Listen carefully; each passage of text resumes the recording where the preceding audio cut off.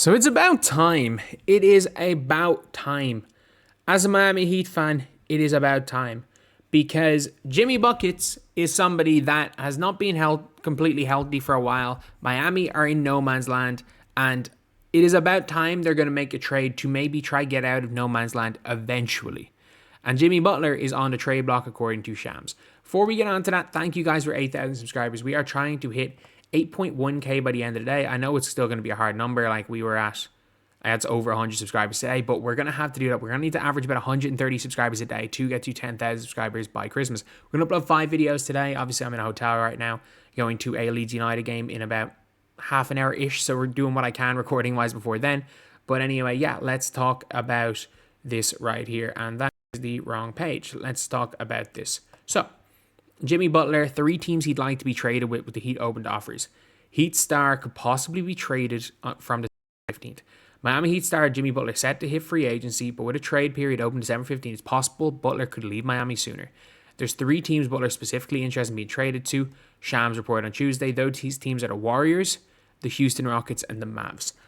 I don't know if the Warriors have the assets for that, but Houston and Dallas is a very, very interesting one. Butler is from Houston, Texas, so that's where his interest in the 2 Texas teams come from. It'll be homecoming of sorts for the NBA star if he ended up one of those.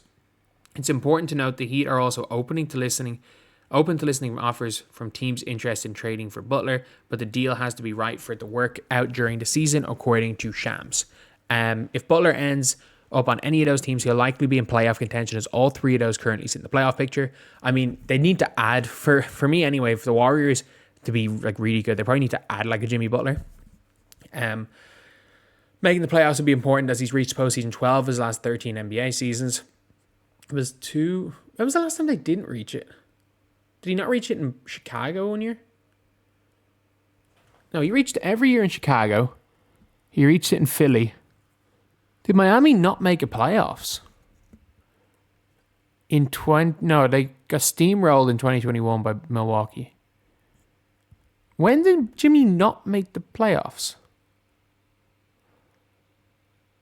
Final year in Chicago, we did. Did Chicago not make it in 2016, maybe? The year before they had like D-Rose and Rondo, maybe? 35-year-old is also in the last year of his contract, making $48 million. He also holds a player option. Butler already intends not to sign the player option, because if he signs the player option, he's not getting another deal, in fairness to him. But this is going to be a big one. This is going to be a really, really big one for the Miami Heat. And it really shows kind of where they're going. I think the reason why they're going to make this trade is that Miami, 1, they don't want to pay Jimmy. 2, I think Miami are a first-round exit team this year. All right, make the playoffs through the play-in and lose in the first round this year. And I still think they are a make the playoffs, lose in the first round without him. I think they have the same ceiling with and without him. The difference is that maybe they get in as a 6th seed and lose to like Milwaukee, rather than go in as the 8th seed and lose to Cleveland or lose to Boston. Like, that's the big difference there anyway. I still don't see this team being particularly good, but I do want to say it's good to see Miami finally doing something. Looking like they're going to make some sort of a trade. And look, they've got months to do it. They don't have to trade him on December the 15th. Like, a lot of people just assume that players are going to be traded as soon as the deadline is there. As soon as the opening up point is there. And I'm like, not really how it happens. If they might get traded, they might not. But yeah, it is still going to be a bit of an interesting one when it comes to Jimmy, because what are they going to have to trade somebody with Jimmy? What are they going to get back? Are they going to just go for draft capital, or are they going to try to improve? Like, if you are Miami, it's a tough one with Golden State, because do you take Kuminga back in the trade? If you take Kuminga back in the trade, you have to pay the kid. And paying Kuminga might not be the smartest decision in the world. If you're making a trade with Houston, that's probably the only team I would look to make the trade with, because you're going to get at least 1 to 2 young, really good players. I think if you're making a trade with Houston, Houston wouldn't go all in for Giannis, so why would they trade any of their players for Jimmy? Who would they have? Who would they end up having to give up? You would have to, if you're holding on to Tari Easton and Men Thompson, you're probably going to have to give up Jabari Smith, maybe Jalen Green. honestly, you might have to give up Jalen Green. And that's going to be a tough one for a 35-year-old Jimmy. Even though I think, like, if this is the 31-year-old Jimmy, I would make that trade in a heartbeat. If I was the Rockets, I would go for Jimmy Butler. But it's a hard one. It's a hard sell. And then for the Dallas Mavericks, what do Dallas have to give up?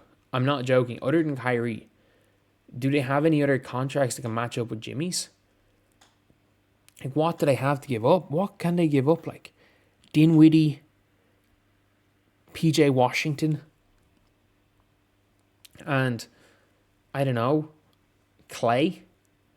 Are they going to somehow find a way have to give up Klay Thompson in order to get Jimmy Butler? But I don't think that'll be enough. And yeah, it'll be interesting to see. I don't think he ends up going to one of the teams he wants to, because I'm looking at their packages and I'm like, I think Houston have the assets. I don't think Houston are going to want to break up their team for Jimmy Butler. And as well as that, like, I don't think in general that a lot of teams are going to want to break up their core for a 35-year-old. They're not really going to want to break up what they have for a guy who's 35 years old and not getting younger and is being injured. And there's just a lot of things when it comes to Jimmy Butler that you're like, it's just hard. It just seems to be hard to go out of your way to get the guy, because you're going to have to give up a lot. You're going to have to give up an awful lot, and it's an awful lot for an extremely, extremely short-term asset in Jimmy Butler. But yeah, I do think in general, though, that the Heat have to get off him.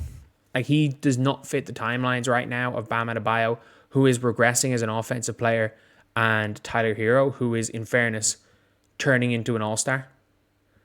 So, like, Tyler Herro is genuinely looking pretty damn good. But yet you've got now Jimmy, who is, 10 years older than Tyler Herro. So it's tough. It is a tough one to keep this going and to keep making finals. And look, I'm going to say there's 2 finals in 5 years. It was a good run for the Jimmy Butler in Miami. And I get it. People that say only rings are the only thing for success. But, like, there's plenty of things for success. Honestly, when it comes to basketball, there are plenty of factors to success other than rings. And heck, he's got an Eastern Conference Finals MVP, I guess.